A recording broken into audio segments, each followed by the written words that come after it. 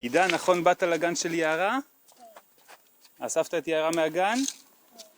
כל הכבוד, אתה ממש בן דוד גדול ודואג.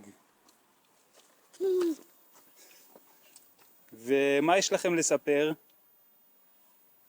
איזה יום היום? היום יום שישי? כן. ומה עושים ביום שישי?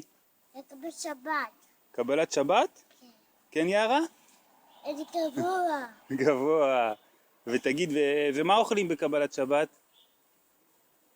חלה. יערה, אוכלים חלה? כן. ומה שותים? כן.